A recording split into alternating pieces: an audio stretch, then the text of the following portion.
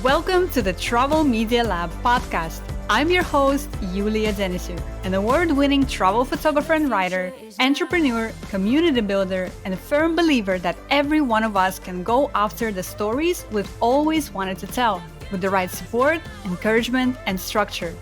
I'm on a mission to help women storytellers everywhere break into and thrive in the travel media space.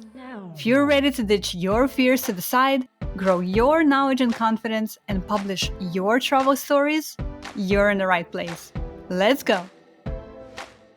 Today on the podcast, I'm sharing with you an update on my journey into the metaverse and the world of NFTs.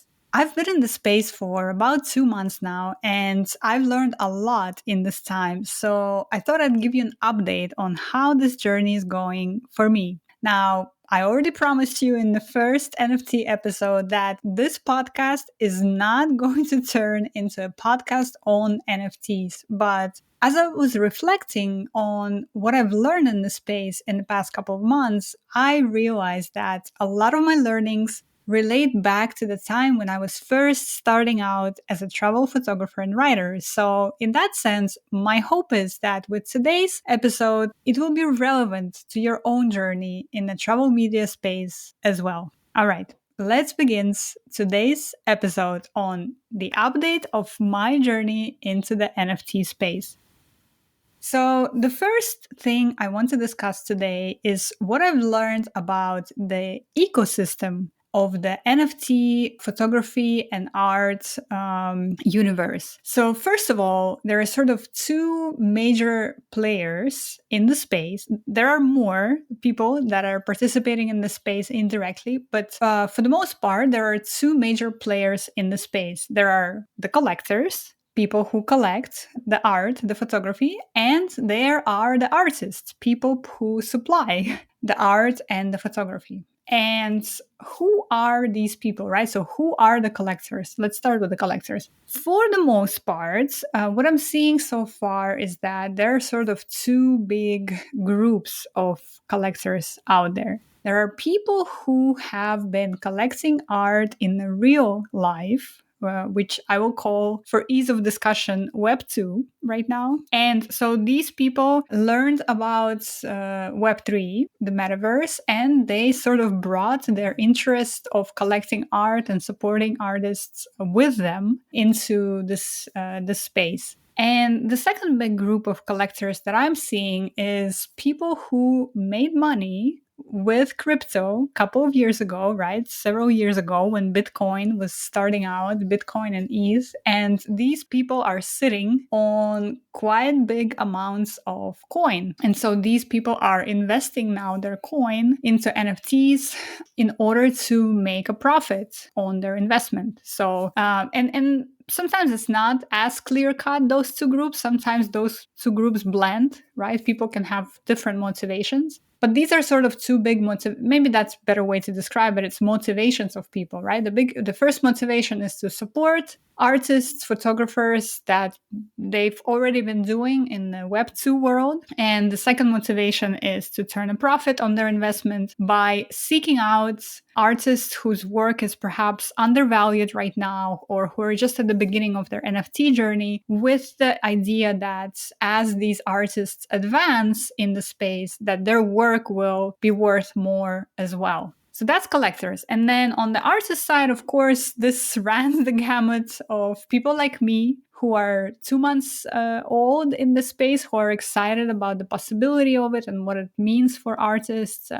It's photographers, it's visual artists, it's 3D artists, just all kinds of different people who are creating things and putting them up for others to buy. Now, this marketplace, the NFT marketplace, it follows the laws of economic supply and demand. And right now, what I'm seeing is that there's a lot more supply than there is demand, meaning that there's a lot more artists creating work and putting work out there than there are collectors who are able to purchase every single individual piece of work that gets out there. And that is, of course, not good for us artists, right? Because it means that the marketplace is very crowded. There is more art than the market can support. And it's becoming hard. I'm not going to sugarcoat it. It's becoming quite hard to stand out. And we'll talk about this on today's episode. There are a lot of incredible artists in this space. A lot, you guys. The amount of talent in this space is incredible. And it makes sense actually, because the people who are entering the space right now are people who are, to use a financial term, bullish on themselves, right? They're bullish on their work, they're bullish on themselves, and they think that they have something special to offer to enter this space at the moment, because NFT space is still not mainstream, right? It's getting there, and we're going to talk about it in a bit, but it's still very early. The people who are in it right now are the early adopters who are bullish on themselves and their art. And that means that we are seeing just an incredible amount of talent. And I see that every day. And it's both a bit crazy, because it means that it's harder for me to stand out. But it also means it's also inspiring, actually. I haven't looked at as much incredible art and photography in the last maybe several years as I've looked at in the past few months. And that's really inspiring for me as an artist. Now, what I mentioned earlier about how this marketplace right now, in this marketplace, there's a lot more supply than demand. I'm hearing that it was very different last year. So if you were in this space in 2021, you had a good year in the NFT space. And right now, the situation has changed, because this is a very fast moving space and things are changing very fast. So because of what I just described of the dynamics of the marketplace at the moment, what that means is that as artists who are entering the space, we actually have to collect other people's art, and we have to support other artists as well in order to make it work and to make the whole ecosystem sustainable. So, and this was a big realization that I had several weeks ago, when I realized that this is where we're going to get more of those collectors, or add more groups to the collector pool. Because again, there's more artists than there are collectors. So a lot of the artists are starting to collect pieces of other artists' work as well, in order to make the whole ecosystem work. And what it also means is that artists who are collecting work don't have as much available coin as do some of those bigger collectors that I talked about earlier, that got rich on Bitcoin and Ethereum several years ago, which means that they are not able to support artists who have higher prices in the space, which also means that a lot of the people are lowering their prices so that more of the sort of artist collectors can buy their work. So if you're someone who is considering joining the space right now, you have to realize that you probably need to start collecting NFTs in addition to creating NFTs for sale. And that's a really important thing for you to decide, I think, if that's something that you're ready to do or not. I've actually already collected 2 NFTs. I collected my second NFTs yesterday, actually, and I haven't had a sale of my own work yet.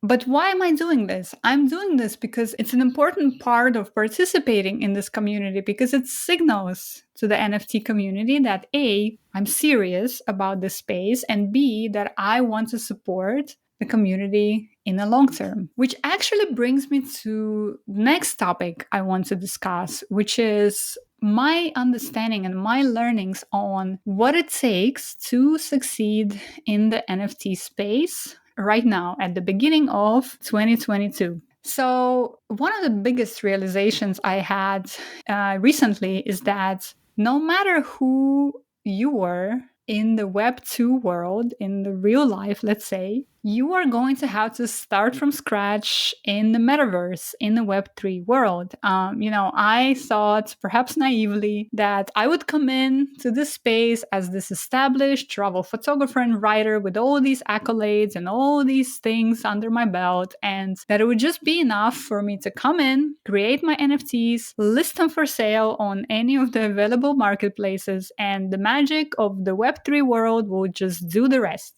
Okay, I was very, very, very wrong. I was very wrong. I learned that I have to earn my spot, my place in the space. And what it means is that you actually are going to need to commit a lot of time and a lot of efforts to earning your spot in the space. It's not enough just to come in, mint your NFT, put it up for sale, and sort of relax and wait for the sale to come in. You're going to have to work for that sale a lot. Some of the people I see in the space who are successful are hosting spaces. So these discussions, these audio discussions on Twitter, they're hosting them what it looks like 24/7. Every single day they're on Twitter, they're hosting discussions, they're networking with people, they're building connections, they're supporting others in the space. They're not even so much promoting or sharing their own work, but they're just showing up, right? They're on Twitter all the time, every single day. And these are the people that I see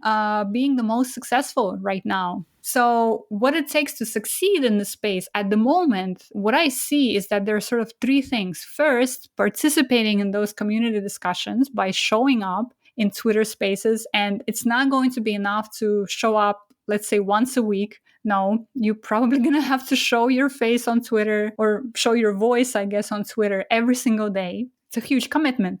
You're going to have to support others in the community by sharing their work, using your own platform on Twitter by showcasing other people's work, and also, importantly, taking on a leadership role inside the community by either hosting these audio discussions, these spaces on Twitter yourself, or helping the community in many other ways, like onboarding new people into the NFT space, holding Ask Me Anything discussions, profiling other people's work. There's many different ways in which you can help out the community. And this is actually one of the best ways for collectors to notice you. Because the marketplace is very saturated with artists at the moment, like I was discussing earlier, it is really hard for artists to get noticed by collectors. And sure, there are things like Twitter threads.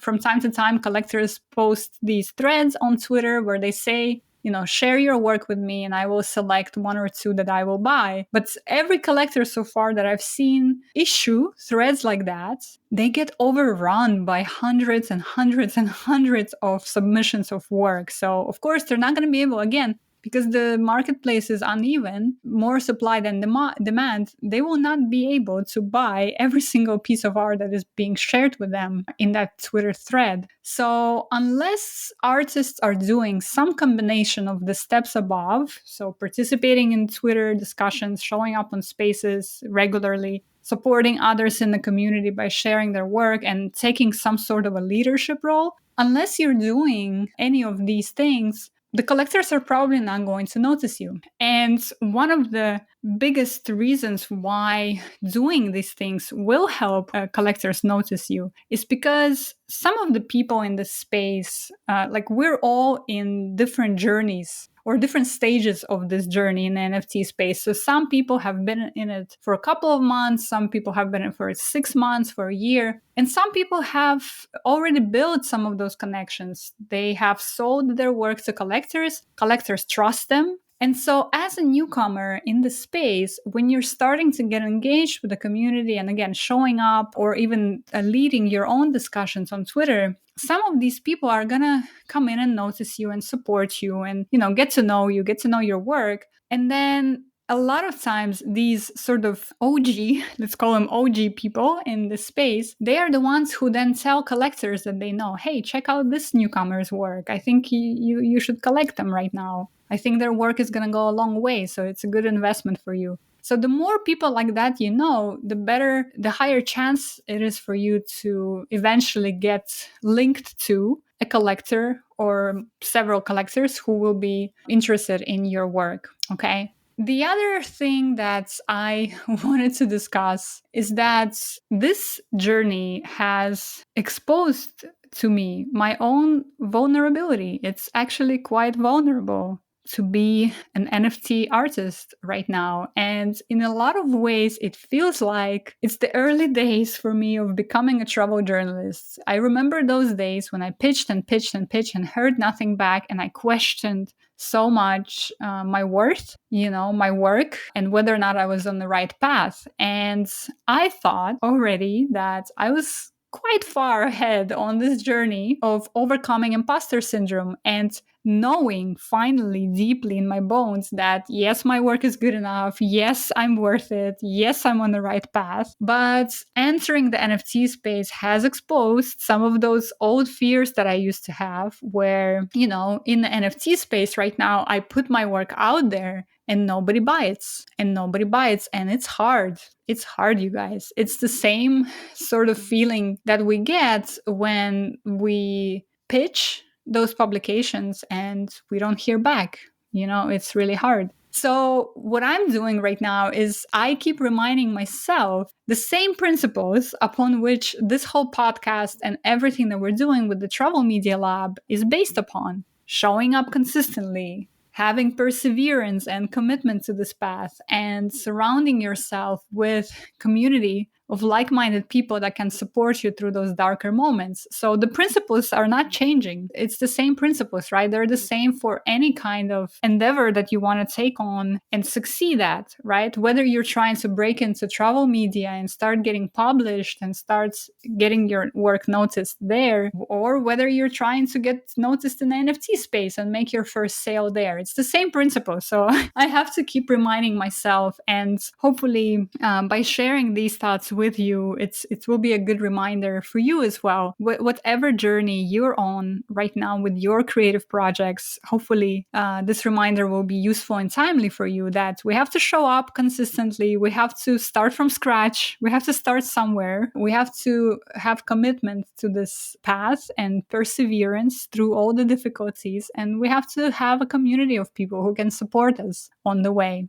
One of the things that happened to me recently is that I applied to another marketplace, or let's say a platform that sells NFTs, and it's an exclusive platform, meaning you have to apply to get selected. OpenSea, which is the largest marketplace of NFTs, you don't have to apply there. You can just create an account and start creating your NFTs. But this platform called Sloika, it's exclusive. You have to file an application. So I applied and I didn't get in. They just announced that they reviewed all the applications from this month, and if you haven't been contacted, then feel free to apply again in the future. So I thought my application was great. I applied with a collection of photography that I thought was extremely strong and great, but I didn't get in. And there's no feedback on why they didn't select my work. I thought it was great, and I see them profile and publish similar work to mine every single day on their platform. So it was strange that I didn't hear from them. And like I said, I realized that it's a very similar feeling to the one we get when we pitch a publication and never, ever, ever hear back. So guess what I'm going to do with this whole Sloika situation? I'm actually going to apply to them again in the next round, because they look at applications every single month. So perseverance, you guys, showing up consistently. I'm going to keep applying to them every single month until they take my work. So maybe there will be an update in 6 months where I can tell you that I finally got into Sloika. Let's hope. So this is my update. 2 months in this journey into NFTs, and what I've also learned is that it's a lot of work. It's a lot of work, you guys.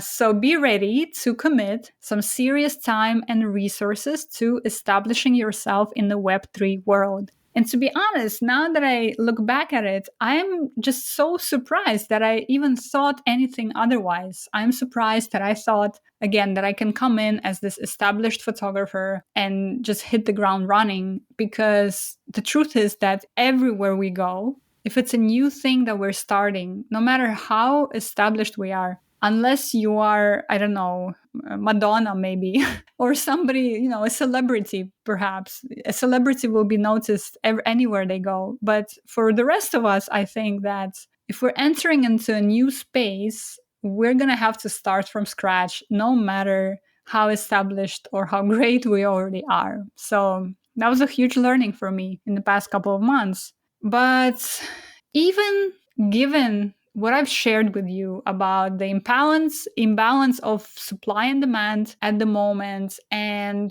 the amount of effort it requires to get your work seen, here's my verdict. The verdict is in. I am still in the space and I'm going to be in it. I'm going to stay in it and I'm going to stay in it for the long run. And here's why. I truly, truly believe in the long-term potential of the metaverse, of Web3, and of NFTs. Big brands like Instagram just announced at South by Southwest that they're going to enter NFTs. So big brands like Instagram, like Coca-Cola, like McDonald's are already entering this space. And when big brands are entering, you know that they see potential in it and they are going to onboard a whole lot of people into the space. A year from now, you will hear a lot more conversations around NFTs in the mainstream, everything basically. I mean, NFTs were already a topic of discussion at Super Bowl. Artists like Madonna, I'm mentioning Madonna twice already on this podcast today.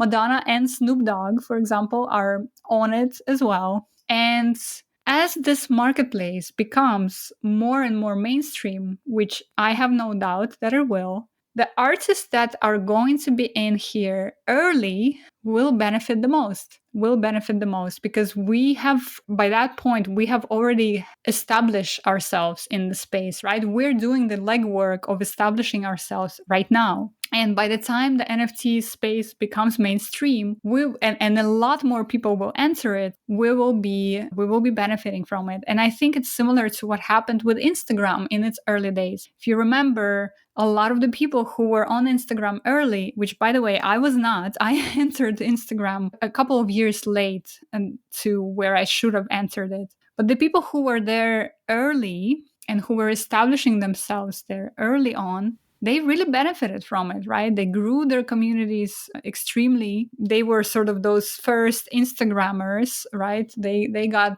a lot of benefit from it. And the people who entered once Instagram became mainstream, they didn't benefit from it as much. So yes, this is it for me. This is my update. I am very excited about being in this space. And by the way, I'm also very excited about sharing my work in a new way. This is something that cannot be forgotten in this discussion. I am genuinely so excited about sharing my work in this very new way. I just launched, for example, a collection on OpenSea, the largest marketplace in the NFT world, that explores the relationship between movement and stillness. And I will link to it in the show notes so you guys can check out that collection. I put a lot of work and a lot of thoughts and, extreme care into curating that collection, creating a cohesive story with that collection. And it made me think a lot about my work in general and about what I want to say with my work. And as an artist, that is incredibly exciting to me. So that's one more reason why I am excited about the NFT space and I will stay in it. So here's my update, and I hope again it was useful to you. And if you are considering entering the NFT space, don't be afraid to reach out to me, ask me your questions. I am more than happy to help you onboard into the space and to answer any questions that you may have. Thank you so much.